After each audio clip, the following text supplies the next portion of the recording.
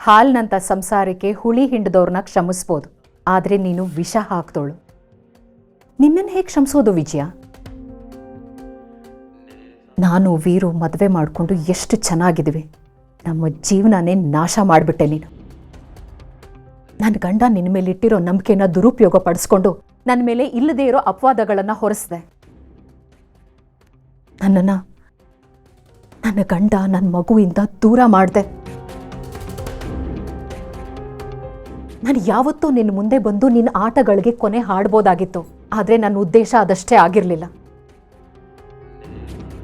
ನನಗೆ ನನ್ನ ಗಂಡ ನನ್ನ ಮಗಳು ಬೇಕಾಗಿತ್ತು, ಅವ್ರ ಜೊತೆ ಜೀವನ ಕಳಿಬೇಕಾಗಿತ್ತು, ಅವ್ರ ಜೊತೆ ಒಂದಾಗಬೇಕಾಗಿತ್ತು. ದೇವ್ರ ದಯೆಯಿಂದ ಅದೆಲ್ಲ ಆಯಿತು.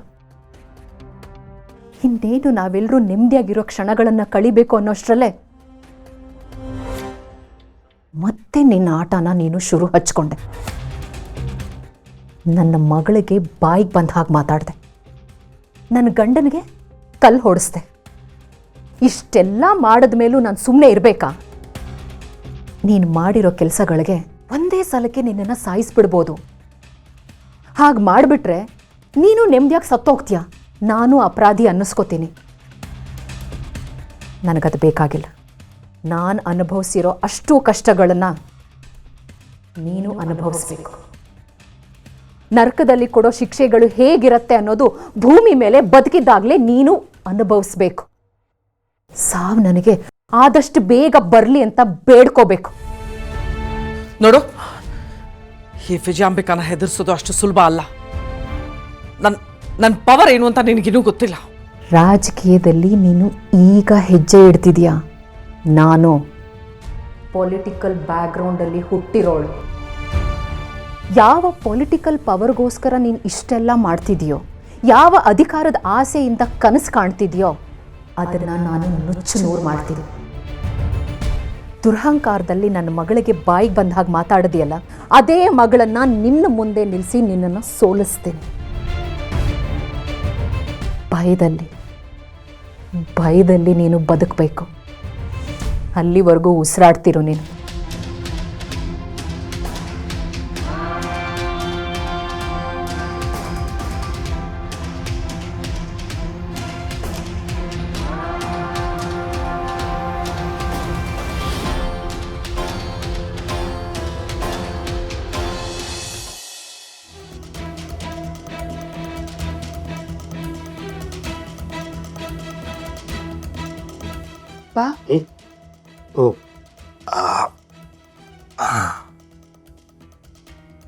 ಬಾಮ್ಮ ಕೂತ್ಕೋ.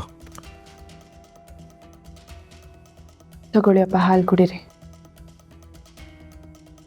ಯಜಮಾನ್ರೆ, ಈಗ ಹೇಗಿದ್ದೀರಾ? ನೋವಿದೆಯಾ? ನೋವಾ ಸುಪ್ಪು? ಇದೆಲ್ಲ ನನಗೆ ನೋವಾಗತ್ತಾ? ಎಷ್ಟೋ ನೋವು ತಿಂದಿರೋ ದೇಹ ಇದು.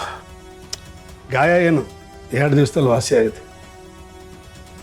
ನಾನು ಮೈ ಮೇಲಾಗಿರೋ ಗಾಯದ ಬಗ್ಗೆ ಕೇಳ್ತಿಲ್ಲ ಯಜಮಾನ್ರೆ, ನಿಮ್ಮ ಮನಸ್ಸಿಗಾಗಿರೋ ಗಾಯದ ಬಗ್ಗೆ ಕೇಳ್ತಾ ಇದ್ದೀನಿ.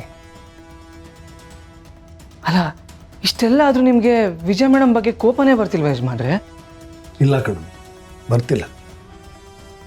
ಏನು ಹೇಳ್ತಿದ್ದೀರಾ ಅಪ್ಪ? ನೋಡಮ್ಮ ಶ್ರಾವಣಿ, ಈ ಥರ ಆಗೋದಕ್ಕೆ ಪರೋಕ್ಷವಾಗಿ ನಾನೇ ಕಾರಣ. ಯಜಮಾನ್ರೆ, ಏನು ಹೇಳ್ತಾ ಇದ್ದೀರಾ? ಅವ್ರು ಅಷ್ಟೆಲ್ಲ ಮಾಡಿದ್ದು ಅವ್ರಿಗಿರೋ ಕೆಟ್ಟ ಬುದ್ಧಿಯಿಂದ. ಇಲ್ಲ ಕಣು, ನನಗೆ ಅವಳ ಬಗ್ಗೆ ನಂಬಿಕೆ ಇತ್ತಲ್ಲ, ಅದರಿಂದ ಇಷ್ಟ ಆಗಿರೋದು. ಅವಳು ಇಷ್ಟು ವರ್ಷ ನನ್ನ ಜೊತೆ ಇದ್ಲಲ್ಲ, ಅವಳು ನರರೂಪದಲ್ಲಿರೋ ರಾಕ್ಷಸಿ ಅಂತ ನನಗೆ ಗೊತ್ತಾಗಲೇ ಇಲ್ಲ. ಅವಳು ಎಷ್ಟೇ ಕೆಟ್ಟ ವಿದ್ಯೆ ಕೆಟ್ಟ ಬುದ್ಧಿ ಮಾಡಿದ್ರು ನನಗದು ಗೊತ್ತಾಗಲೇ ಇಲ್ಲ. ನಾನು ಅವಳ ಬಗ್ಗೆ ಇಟ್ಟಿದ್ನಲ್ಲ ಕೆಟ್ಟ ನಂಬಿಕೆ, ಅದರಿಂದನೇ ಅವಳ ಕೆಟ್ಟ ಗುಣ ದುಪ್ಪಟ್ಟಾಗಿದ್ದು. ಅದಕ್ಕೆ ನನಗೆ ಈ ಶಿಕ್ಷೆ ಆಗಲೇಬೇಕು. ನೋಡೋಣ ಇನ್ನೂ ಎಷ್ಟು ದಿವಸ ಈ ಥರ ಮಾಡ್ತಾಳೆ ಅಂತ. ಅದರಲ್ಲಿ ನಂದಿನಿ ಅಲ್ಲಮ್ಮ ಕಾಣಿಸ್ತಾ ಇಲ್ಲ. ಅಮ್ಮ ಆಗಲೇ ಇಲ್ಲೇ ಇದ್ರಪ್ಪ, ನಾನು ಮಾತಾಡಿಸ್ದೆ. ಈಗ ಒಂದು ಸ್ವಲ್ಪ ಹೊತ್ತಿಂದ ಕಾಣಿಸ್ತಾ ಇಲ್ಲ. ನಾನು ಹೋಗಿ ನೋಡ್ಕೊಂಬರ್ತೀನಿ.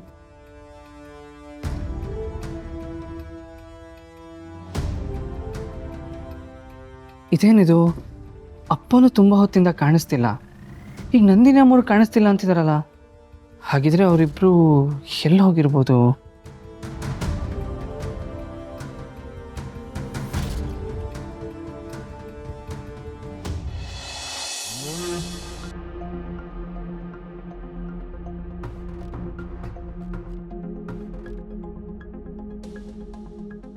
ನಂದಿನಿ ಅಮ್ಮ.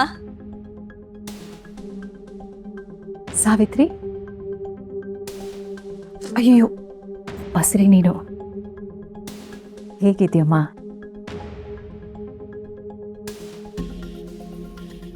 ಸಾವಿತ್ರಿ, ನೀನೇನು ಚಿಂತೆ ಮಾಡಬೇಡ. ಈ ಮನೆಯಲ್ಲಿ ನಿನಗೆ ಇನ್ಯಾವ ತೊಂದರೆನೂ ಆಗೋದಿಲ್ಲ. ಹಾಗೊಂದು ವೇಳೆ ತೊಂದರೆ ಏನಾದರೂ ಆದರೆ ನನ್ನ ಹೆಸರೇ ನಿನಗೆ ಅಸ್ತ್ರ ಆಗಬೇಕು.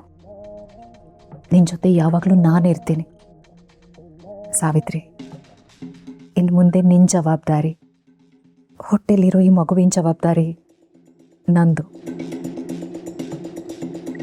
ಇಂಥ ಮಾತುಗಳೇ ನಂದಿನಿ ಅಮ್ಮ ನನಗೆ ಧೈರ್ಯ ಕೊಡೋದು. ಶ್ರಾವಣಿನೂ ಅಷ್ಟೆ, ಯಾವಾಗಲೂ ಹಿಂಗೆ ಹೇಳ್ತಿರ್ತಾಳೆ, ನೀವು ನನ್ನ ಪಾಲ್ಗೆ ಯಾವತ್ತೇ ಇದ್ದಂಗೆ. ನನಗೆ ಈ ಮನೇಲಿ ಯಾವ ತೊಂದರೆ ಆದರೂ ಏನೂ ಚಿಂತೆ ಇಲ್ಲ. ಆದರೆ ನಿಮಗಾಗಲಿ ಯಜಮಾನ್ರಿಗಾಗಲಿ ಒಂಚೂರು ನೋವಾದರೂ ನನಗದನ್ನು ತಡ್ಕೊಳಕ್ಕಾಗಕ್ಕಿಲ್ಲ. ಸಾಲಿಗ್ರಾಮದ ಮನೆ ಅಂದರೆ ನಮಗದು ದೇವಸ್ಥಾನ. ನಿಮಗೋಸ್ಕರ ನನ್ನ ಪ್ರಾಣ ಬೇಕಿದ್ರೂ ಕೊಟ್ಬಿಡ್ತೀನಿ. ಚೇಚೆ, ಹಾಗೆಲ್ಲ ಮಾತಾಡಬೇಡಮ್ಮ. ಇನ್ನು ಮುಂದೆ ಯಾವ ಸಾವು ನೋವು ಆಗೋದು ಬೇಡ. ಇಷ್ಟು ವರ್ಷ ಆಗಿದ್ದೇ ಸಾಕು. ನಾವು ಅದನ್ನೆಲ್ಲ ದಾಟಿ ಬಂದಿದ್ದೀವಿ. ಇನ್ನು ನೀನು ಯಾವುದಕ್ಕೂ ಭಯ ಪಡೋ ಅಗತ್ಯ ಇಲ್ಲ. ನೀನು ನಿನ್ನ ಆರೋಗ್ಯದ ಕಡೆ ಗಮನ ಕೊಡು. ಹಾಗೆ ಈ ಪುಟ್ಟ ಕಂದಮ್ಮನ ಆರೋಗ್ಯದ ಕಡೆನೂ ನೀನು ಗಮನ ಕೊಡಬೇಕು. ಇನ್ನು ಮುಂದೆ ನಿನಗೆ ರೆಗ್ಯುಲರ್ ಚೆಕಪ್ಗೆ ಆಸ್ಪತ್ರೆ ಕರ್ಕೊಂಡು ಹೋಗೋ ವ್ಯವಸ್ಥೆನ ನಾನು ಮಾಡ್ತೀನಿ. ಅದನ್ನು ಯಾರಿಂದನೂ ತಡೆಯೋದಕ್ಕಾಗಲ್ಲ. ತಡೆಯೋಕ್ಕೆ ಬಂದವ್ರ ಗತಿ ಏನಾಗತ್ತೆ ಅನ್ನೋದು ಈಗಾಗಲೇ ನಿಮ್ಮ ಅತ್ತೆಗೆ ತೋರಿಸಿದ್ದೀನಿ. ಆ ವಿಜಯಾಂಬಿಕಾಗೆ ನಾನು ಕೊಟ್ಟಿರೋ ಶಾಕ್ನಿಂದ ಹೊರಗೆ ಬರೋದಕ್ಕೆ ತುಂಬ ಸಮಯ ಬೇಕಾಗತ್ತೆ. ಅವಳಿಗಿರೋದು ಮೊಂಡತನ, ನಮಗಿರೋದು ಒಳ್ಳೆತನ. ಕಡೆಗೆ ಗೆಲ್ಲೋದು ಒಳ್ಳೆತನನೇ. ನೀನು ಧೈರ್ಯವಾಗಿರು. ನಿನ್ನ ಆರೋಗ್ಯ ಚೆನ್ನಾಗಿ ನೋಡ್ಕೊ. ನೆಮ್ಮದಿಯಾಗಿ ಸಂತೋಷವಾಗಿರ್ಬೇಕು ನೀನು. ಸರಿ ಅಮ್ಮ, ಬರ್ತೀನಿ.